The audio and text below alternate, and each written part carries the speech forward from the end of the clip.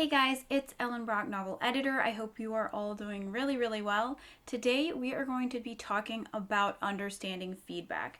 Specifically, I'm going to be talking about understanding feedback that comes from non-professionals. So rather than professional publishers, editors, agents, specifically, we're going to be talking about feedback from family members, friends, critique partners, beta readers, people who do not have professional training in giving feedback. These people can be super valuable, absolutely great resources. Usually, almost always, they're willing to read for free and to give you free feedback. But because they're not professionals, their feedback may not always be easy to understand or easy to interpret. So today I'm going to try to act as sort of an interpreter, letting you know what I think certain phrases or pieces of advice might mean, what the person giving the advice maybe was picking up on, even if they couldn't exactly articulate to you what they were trying to say in a way that was usable or easy to apply to your edits. So that's what we're going to be talking about today. I am going to be assuming that these people giving feedback are in your target audience, so there's a reasonable expectation that they would like your book. And I'm also going to be assuming that they are in fact keying into something. So they are picking up on something that would benefit from being strengthened or improved.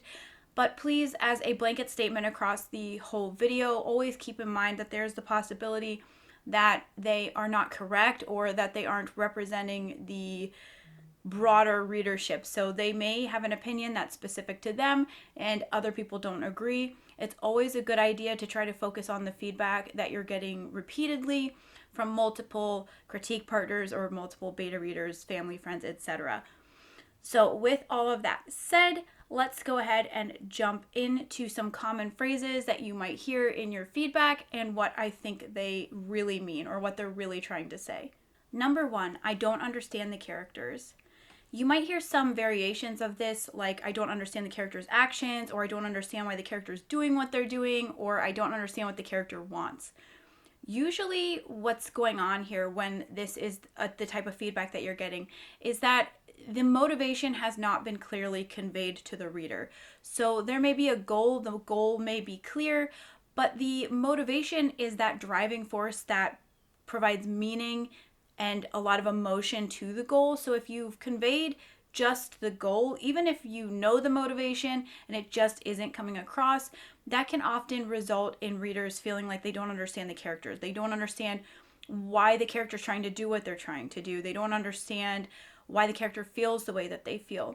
So the motivation is sort of that emotional driving force behind the goal. It's usually the desire to achieve a specific feeling or a specific state of being. So they maybe want to feel loved, or they want to feel successful, or they want to feel safe. There are many options for what this feeling could be, and I do have videos specifically about the motivation that you can check out if you need more information. But sometimes we may not do a very good job of conveying how the character thinks the goal is going to achieve that motivation. So we want to make sure that we are drawing a connection. So it doesn't have to be actually logical. It doesn't actually have to make sense to other people, but we do need to understand that the character believes if they achieve this goal, that's going to result in them satisfying this motivation, achieving that state of being or achieving that emotion that they want to achieve. So that's something that we often forget to convey. And when we don't convey that well, often we'll start to get feedback from readers that they don't understand the character or their actions, or they don't understand what they want. Number two, I don't like the characters. You might also hear I can't connect with the characters, or I don't relate to the characters, or something along those lines. This could also be caused by poorly conveying the motivation. That's a strong possibility. But another strong possibility for what's causing this type of feedback is that the character there's too much focus on the character's flaws. So I don't want to say that the character is too flawed. They aren't necessarily too flawed. I almost think we couldn't have a character that's too flawed. But we can have a character where their flaws are overly focused on, or the negative aspects of their characterization is focused on too intensely. And this is pretty common, especially when writers are first learning about adding flaws in the character arc. They want that depth, they want that growth, they understand that the character needs to not be perfect, but sometimes they can kind of overdo it, and sometimes the character can start to sort of come across as annoying. This is very common for characters that maybe are very sarcastic or snarky or selfish. Sometimes we can overdo that to a degree where the character just stops being relatable or likable. So what can help is to try to balance that out with positive traits, so we can demonstrate the character doing some things that are kind, are nice, are at the very least relatable for the average person. But something else that can help is to provide an understanding of why the character is the way that they are. Sometimes just understanding their backstory, understanding how they got to the point where they are now, where they have this belief, where they have this viewpoint on the world, can help a lot in making readers like the character more.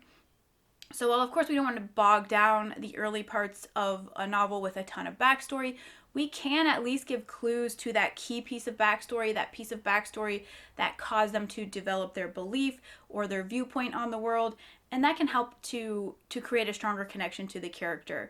But again, always make sure that you are balancing out the negative traits if you want the character to be relatable. Assuming you want your character to be likable and relatable, there may be circumstances where you are intentionally making a character that is not likable. But if you want people to like your character, do try to balance out those negative traits with at least occasional positivity, and be careful that you're creating a strong enough connection to them and to their reasoning, to why they think and feel the way that they feel, at least enough that the reader has a chance to truly connect with them. Number 3, the character sounds too young. You might also get that the book sounds like YA, or your writing sounds like YA, or the characters sound like they're in high school. Typically, the reason that you would get this type of feedback is because the character is expressing their emotions in an overly simplistic way. So often we might need to be clear about emotions, no matter what type of character we're writing. And we may want to at times directly say she was sad, he was happy, she was angry, etc. But if that's the only way you're expressing your character's emotions, it's going to come across as quite young. It's going to come across like you're writing for younger readers. The older we get, the more layers of complexity we have in our introspection as well. So it can help to use introspection in a way where we're walking the reader through the character's thought process. We're taking them almost on a mental journey through the thoughts and feelings of the character, rather than simply stating what the emotion is. Stating the emotion can feel very young. Something else that can make a character seem young is excessive self-indulgent self-reflection. So thinking a lot about themselves and about their feelings, and taking time to think about their feelings in a very literal way can feel quite young. It can feel like something that teenagers do, especially if we're focused on other people, or that other people are being unfair, or that things aren't going the way that the character wants. Of course, adults can feel that way as well, but thinking about those things frequently and very literally is often something that we associate more with high schoolers or tweens, younger characters, or younger people. Something additionally that can cause this problem is when our descriptions are too simplistic. So aside from the emotional side of things, sometimes we can use descriptions that are very direct and very plain and don't demonstrate a lot of experience or a lot of knowledge about the world. So, for example, a younger character might say a big brown dog, whereas an adult character might say a chocolate lab. That's the type of detail that can make somebody seem as if they've been in the world longer, they have more experience. When we rely too much on basic, simple descriptions, we're not really demonstrating that the character is older, that they've been around.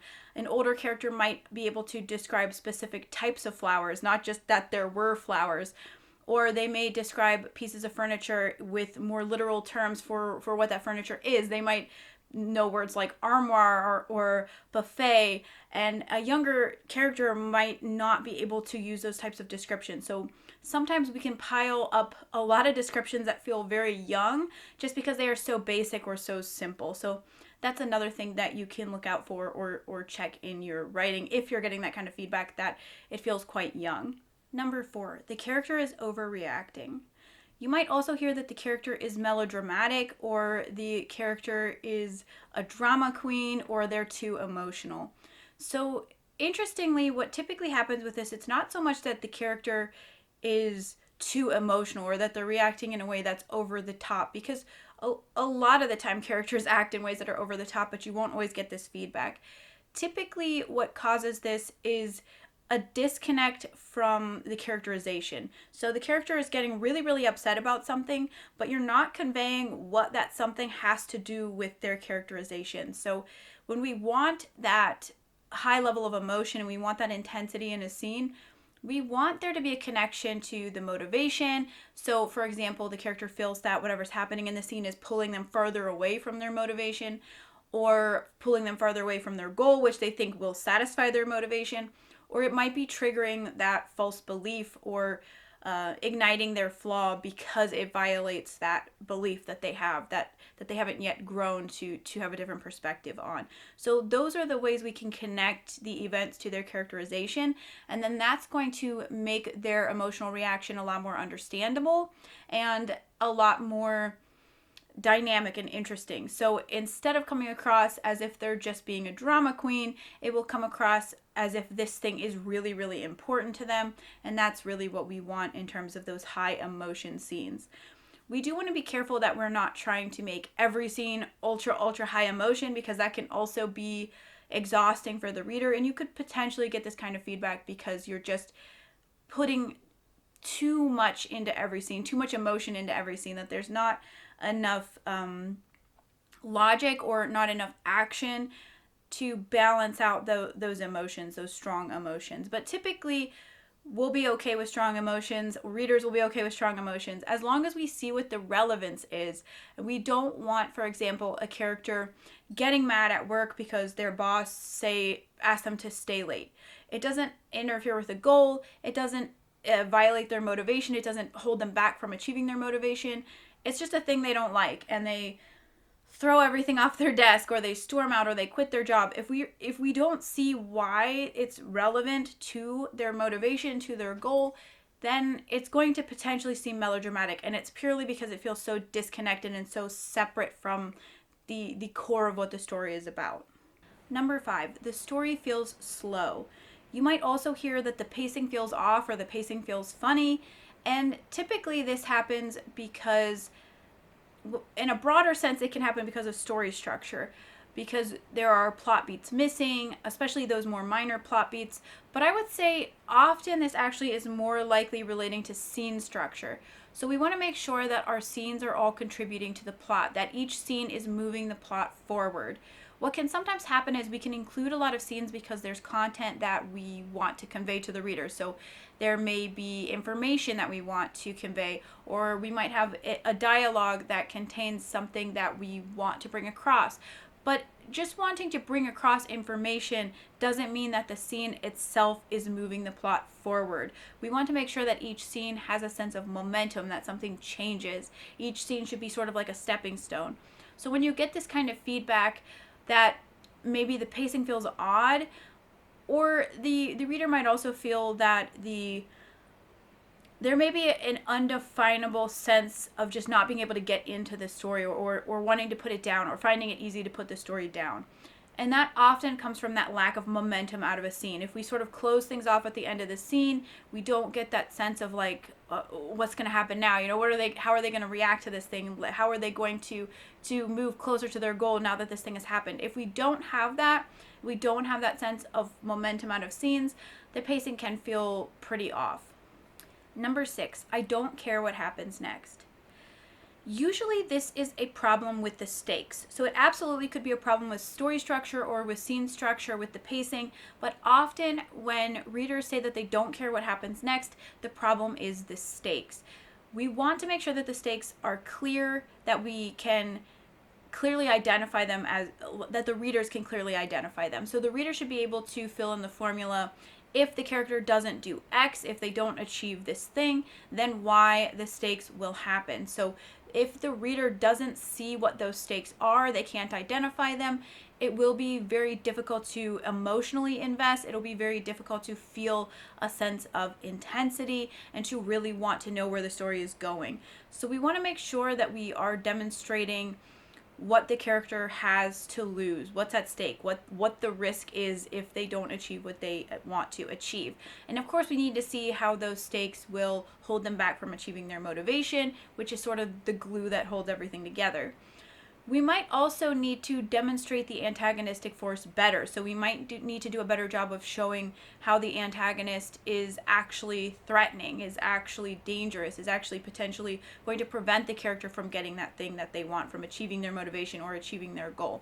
Sometimes we can set up that antagonistic force, but we forget to really maintain the demonstrations of the antagonistic force. We sort of forget as the story progresses that we need to keep reinforcing what's at stake and that this antagonistic force is a true threat. It's also possible that the stakes aren't personal enough. So sometimes we might have stakes that are broad, like the end of the world or a company closing or anything that affects multiple people, but we need to take that broader stakes and make it very personal to the protagonist. So we need to understand, what does this personally mean to them? What will they stand to lose that is unique, that's different from the other characters? That can be a very important aspect of creating a connection to the character. So for example, if a company is closing, might not be that interesting of stakes because it affects so many people, but also it's not inherently personal. Yeah, it sucks to lose your job, but what would make it suck a lot more would be if this was this character's dream job and the only way they thought that they could achieve their motivation, the only way they thought they could get what they want in life. So we do want to make sure that our stakes are personal. Number 7, I don't understand this story. You might also get, I don't understand what's going on, or you're withholding too much information. Everybody likes a good mystery. Everybody likes intrigue. Intrigue is, of course, a really important part of sucking readers into stories and getting them excited and getting them to want to continue reading. But sometimes we can withhold so much information that it's actually difficult to follow the story, or it's difficult to engage. So we always want to try to balance out the reader's ability to invest in the story with the benefits of raising intrigue or raising mystery. Often when we're starting out, or maybe not even starting out, maybe we're just trying to increase the reader's excitement or increase the reader's desire to continue reading, we can withhold so much information that the story becomes very difficult to follow or very difficult to understand. We never want to withhold so much information that the reader can't understand why the character is doing what they're doing. We need to have at least a surface level comprehension of what the character is trying to achieve and why they're trying to achieve it. You might be able to withhold one of those two things very briefly early on. You might be able to have the character taking actions without an explanation very early in the story. But we want the reader to get up to speed pretty quickly, because it can be very difficult to connect to the character if we don't have a really good understanding of what's going on, of what's occurring. We also want to make sure that the harder a book is to understand, the less that we withhold, the less information that we withhold. So for example, a very complex fantasy book with lots of very specific functions of magic or very specific creatures, that's typically not a great time to withhold a lot of information, to withhold basic information to raise intrigue. Of course, you might withhold information such as the identity of the antagonist or something like that, but I'm talking about information that's knowable. So information that the character knows, the protagonist knows, but you're choosing to withhold from the reader to raise intrigue. That can be very, very difficult when you have a story that's quite complicated or that has a lot of details that are separate from reality. So sci-fi, fantasy, horror, even things where we need to understand the way this world works, and then you're adding on top of that intentionally withholding information to raise intrigue. That can sometimes just become very, very hard to follow. Then sometimes the reader feels so lost that they are having a hard time really enjoying things at all. So make sure that you are thinking about that balance. Is withholding that information and the intrigue that you're creating by doing that really better than providing the reader with a really good understanding of what's going on? Because it's very hard to get the reader invested when the reader does not understand what's going on in the story. Number 8, the story isn't believable. This can be a really surprising piece of feedback, especially if we're writing something that is fantasy or sci-fi. We expect that the reader is going to be able to suspend disbelief, so it can be kind of jarring if you're getting feedback that the story doesn't feel believable. What's interesting is usually what's causing this is that events feel too random. So things are coming up, maybe problems are arising seemingly out of nowhere, solutions might be arising out of nowhere, so all of a sudden the character just has a gadget that works and it solves the problem, but we never heard of this gadget before. Or maybe a bad guy pops up that we don't know anything about. We've never heard of this bad guy before. Maybe a creature shows up and they wipe the memory of the protagonist, and it just feels totally out of the blue, totally out of nowhere. Something that we really need to keep in mind when we're writing fantasy or sci-fi or anything separate from reality is that we need to allude to things, we need to use foreshadowing, we need to explain or show things before they become relevant. We don't always have to tell every single thing. We don't always have to follow the rule of 3, so we don't always have to introduce something 2 times or 3 times depending on how you interpret the rule before it becomes relevant. But we do need to at least imply that certain things are possible or foreshadow in some way that an event is going to occur, or that a creature exists, or that an object exists, or that a type of magic exists. We really, really don't want things coming out of nowhere, feeling totally random. And this can apply to other stories that are not fantasy or sci-fi, stories set in reality. Typically, in that case, it's the same sort of problem. A bad guy shows up out of nowhere, and we've never heard of this bad guy before. Or suddenly the character has a skill that they never had before, we never knew that they had before, and it feels very out of the blue. We want to prevent problems and solutions from feeling completely random, completely out of nowhere. It makes it very, very difficult for the reader to suspend disbelief if they can't believe in the world. If the world has no parameters, it doesn't have rules, things just seem to happen because it's convenient. That can really, really make it difficult for the reader to invest in the story. Of course, there's also the possibility that the story isn't believable because you haven't done enough research. So if you are including something that you're not familiar with, such as an occupation that you don't know very well, or perhaps a location that you're not very familiar with, make sure that you do enough research that you can convey that location or that type of character, that job, the hobby, whatever the case may be, that you can convey it in a way that is believable and that does feel rooted in reality. So occasionally we could have problems with believability because we haven't done enough research. Number 9, I liked it. You might also hear something like, it was pretty good. This can sometimes be the harshest translation for me of all, because I often see that this happens when the reader just didn't like the book all that much at all. They probably felt obligated to respond in some way. Maybe they felt they didn't really want to go into everything that they didn't like about it, or maybe they don't really know why they didn't like it. They couldn't really put it into words. They just didn't really like it all that much. And I think often when readers say that they liked it or it was pretty good, they're really saying they didn't really like it. Of course, you would know better based on the individual. If you know this individual person well, you'll know whether or not they would be honest with you if they didn't like it. But in my experience, typically what this means is it's not so much that the book is terrible or that everything is wrong and nothing is working. Usually what it means is that there are just a lot of weaknesses in a lot of different areas, and it's adding up to overall just not the best reading experience.